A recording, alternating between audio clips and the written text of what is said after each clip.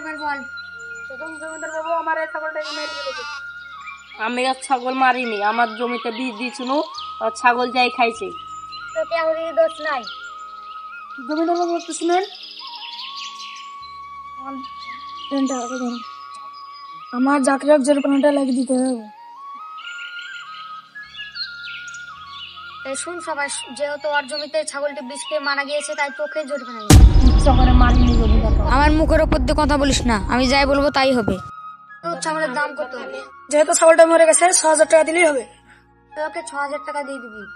আমার কাছে তো অত টাকা নাই। আমি শুনতে চাই না, তুই 3 দিনের মধ্যে ওকে টাকা দিয়ে দিবি। বাড়ি যা সব। জমিদার আমারও তো দোষ নেই, তো আমার করে দোষ করবে।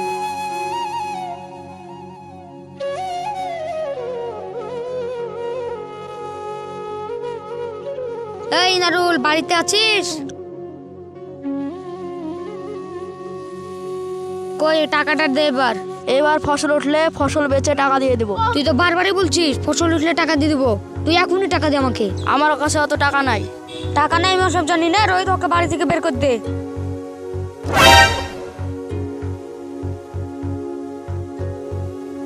এখন থেকে এই বাড়িটা আমার, তুই এই বাড়ির সব দেখাশোনা করবি ভালো করে। ঠিক আছে।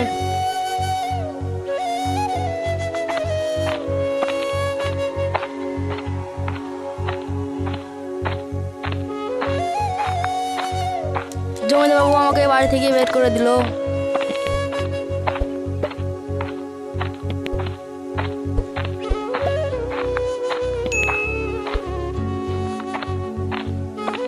কি রে ভাই, তোর মন খারাপ কেন? জমিদার বাবু আমাকে বাড়ি থেকে বের করে দিল। আমার কোনো দোষ নাই, তাও আমাকে বাড়ি থেকে বের করে দিল। তুই চিন্তা করিস না, আজ থেকে আমার বাড়িতে থাকবি।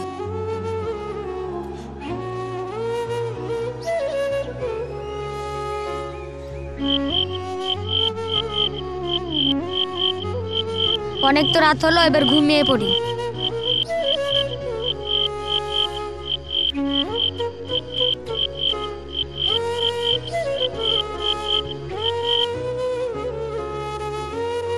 জমিদার বাবু, জমিদার বাবু,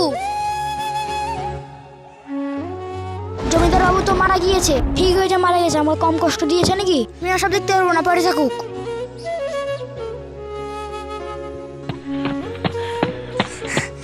জমিদার বাবু মারা গেছে। জমিদার বাবু মারা গেছে ঠিকই আছে, খুব আমাদেরকে কষ্ট দিয়েছে। এখন মারা গিয়েছে, এখন আমরা আনন্দতে থাকতে পারবো। এ শোন সবাই, জমিদার বাবুকে কেউ মাটি দিতে যাবে না। ঠিক আছে।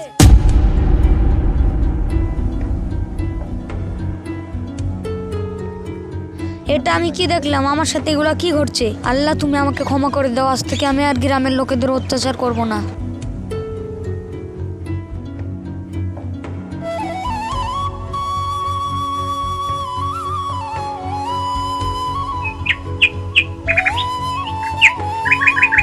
চ একটু গ্রামের ধার থেকে ঘুরে আসি। চলেন জমিদার বাবু।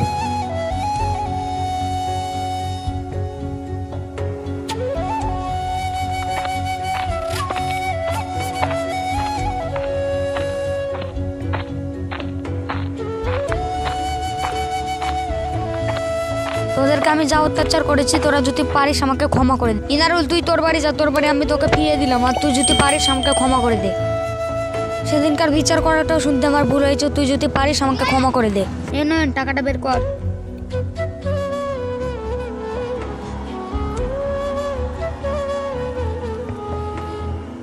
এই নে তোর টাকা।